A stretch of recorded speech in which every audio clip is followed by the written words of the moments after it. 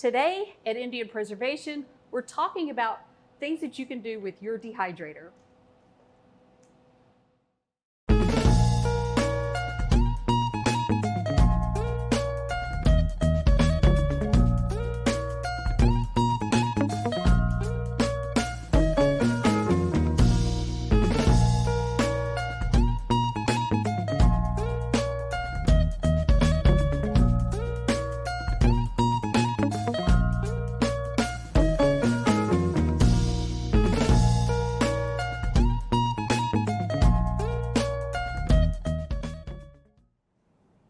Welcome back to the kitchen of Indian Preservation, and we're here today with my friend Charlie. Welcome. Hi. Thank you. Glad to have you here. So Charlie has a dehydrator at home, and he's learning how to use it for some handy things in his kitchen. So what I do is I use my dehydrator every week, several times a week. But I've dehydrated some mushrooms, and for large volumes of storage, I vacuum seal the jars. You can see I don't have a ring on here, and that seal is pretty good. If I'm going to use a small amount, I'll transfer that to just a regular jar and what I think I'll use in a month's time. This allows me to keep this food well preserved for about 3 to 5 years. I've also dehydrated sweet potatoes. Coconut that you get from the grocery store. It lasts 3 to 5 years instead of just a few months. And you've all seen Zoe's episode on her orange cookies. We have spinach that's fresh from the garden. I have frozen peas from the grocery store. Frozen green beans from the grocery store. Does everybody eat all the cranberry sauce at Thanksgiving in your house? Most of the time. Most of the time? Well, not at mine. We always have leftovers. So I puree it and make a fruit leather out of it. It's a great snack throughout the year. I also dehydrate pumpkin, and then I grind it into a powder. Same thing for my spinach and other greens. You can do kale, lettuce, herbs, and this is a great addition to your breakfast smoothies or even for making colorful pasta.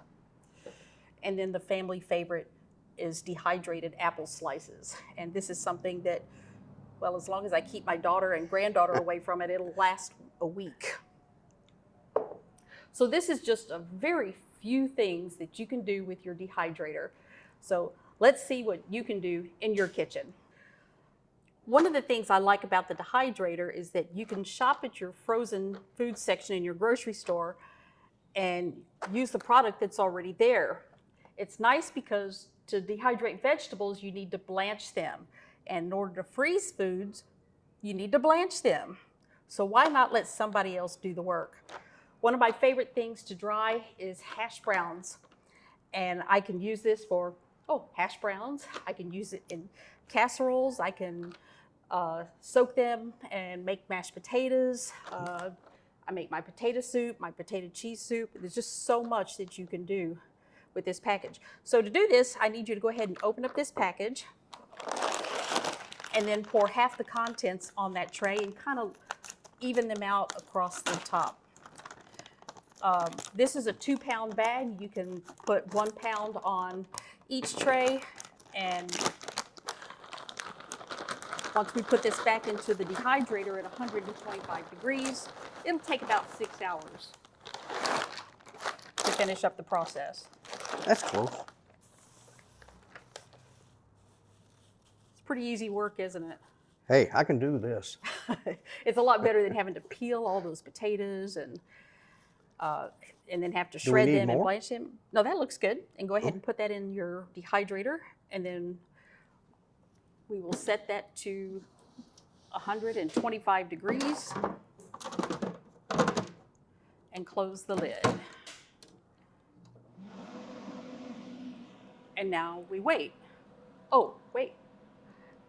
I happen to have a jar here that I dehydrated not too long ago. This jar here is equivalent to this entire bag. And I know, it's hard to believe. That's 2 pounds of frozen potatoes. And what's great is that this is shelf stable for 3 to 5 years. You have to use these within about 6 months of putting it in your freezer. This is also pretty bulky. I think that's a huge size difference. Yes. And just saves a lot of space, and you can put this in your pantry and save room in your freezer. Yes, you can. A lot of room, because this was up in this area when I first did it. So, drying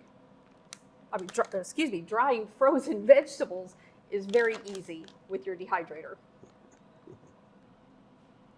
One of our favorite snacks at home is dehydrated pineapple, and the flavors are so concentrated that fresh pineapple flavor comes through, and it doesn't take a whole lot, to just kind of quench that thirst or feel that hunger little pang that you may have. But dehydrating pineapple is one of the easiest fruits that you can dry. So I'm going to let you cut up this pineapple, and then we're going to put it on another dehydrator tray. So just go ahead and twist the top off of this pineapple. Ooh, he's so strong. Yeah, right. Here, hand me that. Thank you. And then we're going to go ahead and cut the top off. You may want to lay that. Oh, I'm left-handed. Sorry. I'm right-handed. And my wife doesn't normally let me play with knives. So. Oh, well, don't tell her about this episode. And then the other end. Slice the other end off as well. And then we're going to quarter it. Now that you've cut the bottom off, it's a little more stable. And that's really... So Charlie, we went ahead and switched your glass cutting board for a wooden block one, just because we don't want to take the chance of dulling your knife. I didn't know that a glass would dull the edge of a knife. It does, and I just wasn't thinking, so, Good catch. I'm thinking better now. So Good go ahead catch. and finish slicing up your pineapple.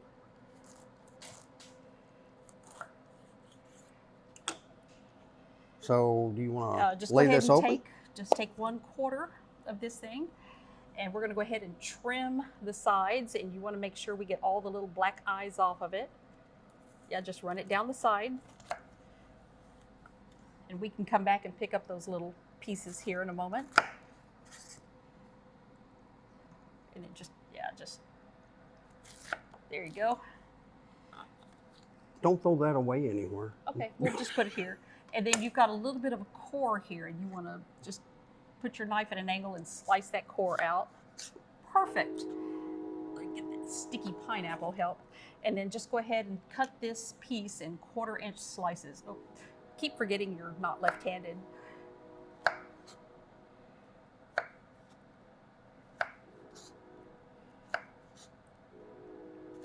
And then once we get all this pineapple cut, we'll arrange that on another dehydrator tray. We'll set that in the dehydrator, and about 8 hours later, it will be ready to eat. Okay, Charlie, you've done a great job of slicing up all this pineapple. We're arranging them on the tray. We want to be very careful when we're slicing them, though. We don't want them too thin. I like them 1/4 inch thick. Much thinner than that, you'll never get them off the mat. So go ahead and let's put the last of these on your tray. They can be touching because they're going to shrink, and then they'll separate at that point in time. And then we'll pop that tray into the oven. You mean the dehydrator? The dehydrator oven, yes. It's a low-grade oven. Okay. So, pop that in there.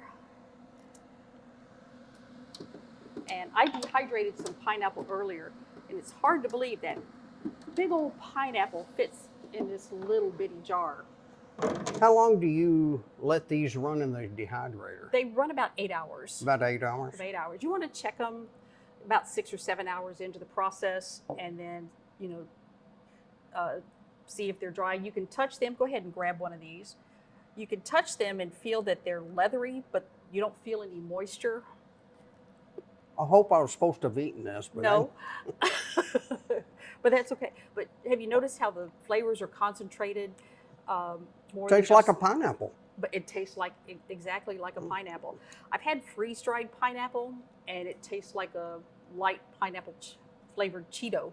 Mm-hmm. I like the dehydrated better just because the flavors are so much more prominent. But anyway, we'll check that in about 8 hours, and then we'll be ready to go.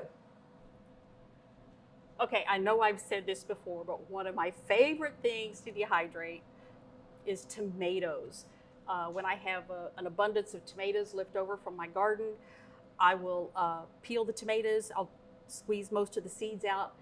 I'll puree them and then put them into one of my little fruit leather trays. And if you open this up, I think on the third shelf, I have a tray that's just about ready Yes, you do. to grind up into a powder. Holy tomatoes. This is such a versatile product to have in your home. I put about 1.5 cups of really thick tomato puree. This Just size? tear that up and just drop it in here. About 1.5 cups into each one of these trays. You want at least 1/4 inch of puree in these trays because it's going to dry and shrink. If you don't have at least that much, you'll never be able to peel the puree off of the leather trays.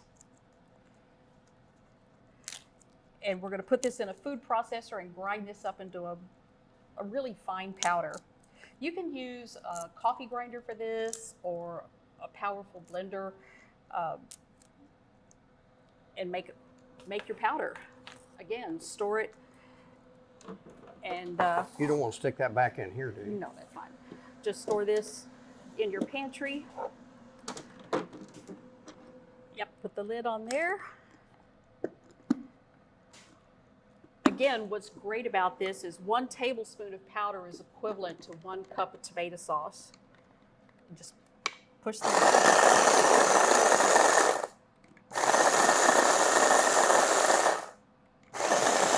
When do we want to check? That looks good.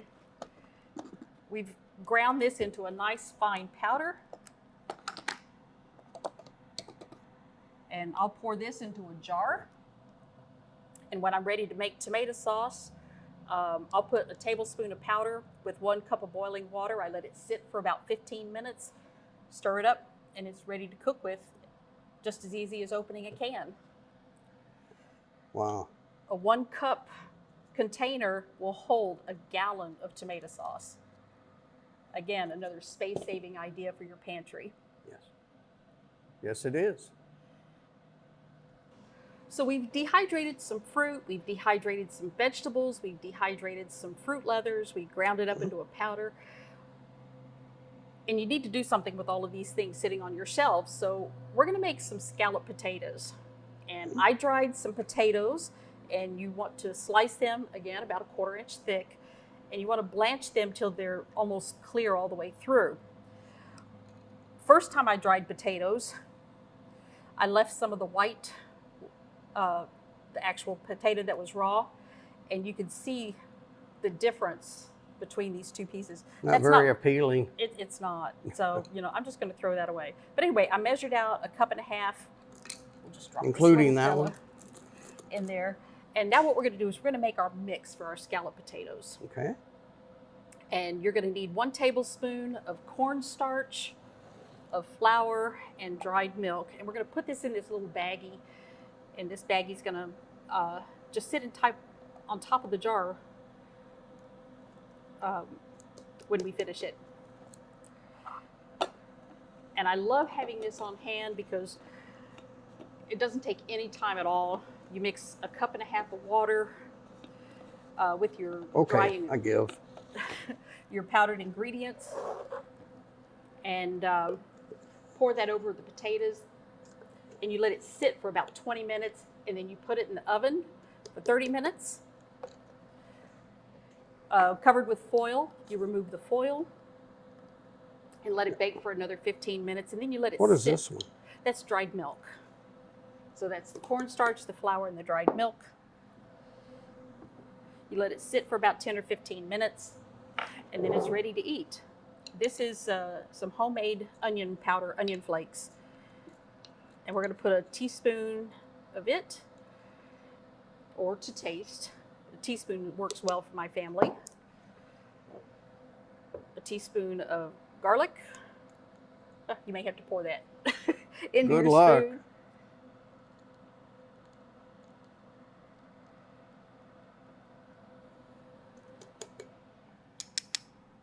Perfect.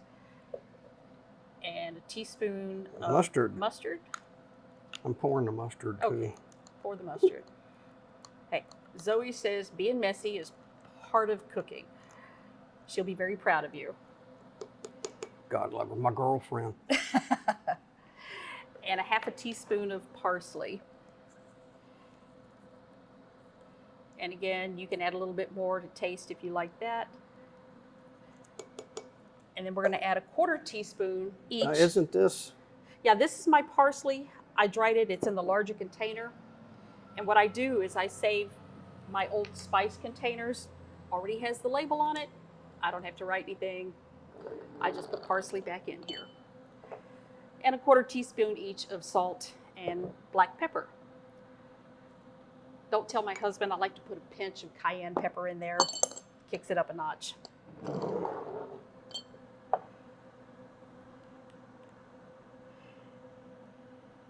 And what you'll do is you'll just seal that little Ziploc bag and stuff that in the jar. And you said just dump it in the jar? After you seal the Ziploc bag, stuff the bag in the jar.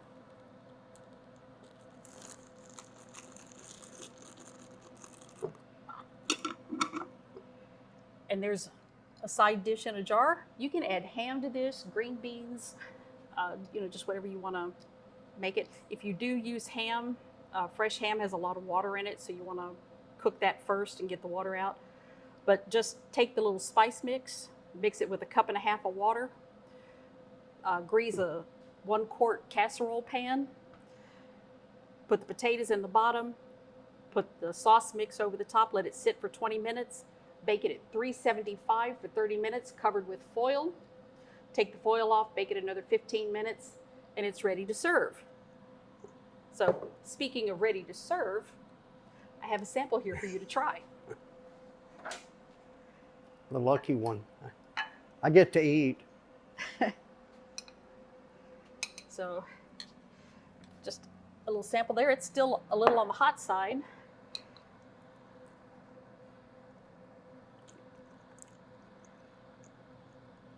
Tastes like scalloped potatoes. It's hard to believe that Yeah. it's little hard pieces of potato. So it's a quick, easy meal. You don't mind if I take another one just to check? Help yourself. Yeah, Yeah. Second Scalloped potato. opinion is always important. But anyway, quick, easy meals on your table in no time at all. So something else you can do with your dehydrator is, because we just made a meal, is you can dry your leftover food. And I like to dry it in single serving portions. So I have some leftover beans and rice here, and you've already laid the rice out in an even layer on your tray. Go ahead and do that with the beans. It's going to get a little messy. Yes, it will. But we've already established that's okay in this kitchen. Well, and that's why you're having me do it, because Well, Zoe set the precedence. Now we're going to cook this or dry this at about 140 degrees. It'll take anywhere, depending on the food type. The rice will dry in about 6 hours. The beans will probably take about 8. sink. Yes, please. And then we'll put this in the dehydrator. You need that. Thank you. I'll hold it for you. Should fit on the bottom or close to the bottom. I get these little trays at Cabela's, and they are the handiest things to have when you're drying small amounts of food. That's great to put on there. If you're going to chop up onions or garlic into small pieces, it keeps it from falling through the mesh. Keeps your dehydrator a little clean. I use them all the time. They're great to have around. Have to be smarter than the equipment you work with, Charlie. Yeah. But anyway, after a few hours, this is what it looks like. I How like long? to. You said a few hours. Yeah, it's 6 to 8 hours 6 at to 8 140 hours. degrees. This is what it looks like. Even the juice has dried. You can see the little flakes of juice right here. It's bean juice. And you'll take a little bit of boiling water and pour this just about to the top. And I'll give you the honor of stirring it. And it takes about 5 minutes for this to rehydrate and all the water to absorb. I have a friend that works 60, 70, 80 hours a week, and he loves to do this with his leftovers. And on the weekends, he goes backpacking. He doesn't have to worry about taking an ice chest with him. He doesn't have to worry about leftovers from his meals because he puts it out in portions that he knows he's going to finish. So he's not attracting animals when he sleeps at night. Also, because it's dried, it doesn't have a lot of smell, so that also won't attract animals. So outdoorsmen love this type of thing. And if you've ever gone to any sort of sporting store, these dried meals are expensive. And Yes, this they is just are. something that either go in your freezer or go in the trash. And it's good for probably 3 to 6 months In the jar. in the jar. Or you can measure it out in little plastic bags and then pour it in the jar when you're ready to use it. So we'll let this hydrate and then we'll come back in a few minutes. All right, so your meal in a jar has rehydrated. It's actually cooled down to a temperature, I think, where you can eat it. All the water has been absorbed. Let's give that a Do shot. I get to try this? I'll let you try it. Still steaming. Still hot too. But this is good. Are the beans crunchy? Now, I've got one that's a little crunchy, but the rest of them aren't. They're dehydrated. And the rice is a good texture. Yeah, just your leftovers thrown on the dehydrator and a quick meal. So Charlie, was anything here that you did today more challenging than you thought it would be? If I can do this, anybody can do it. If Charlie can do it, you can do it. We'll see you next time on Indian Preservation. Thank you for watching Indian Preservation. Make sure to subscribe, click the bell, and comment down below. Bye!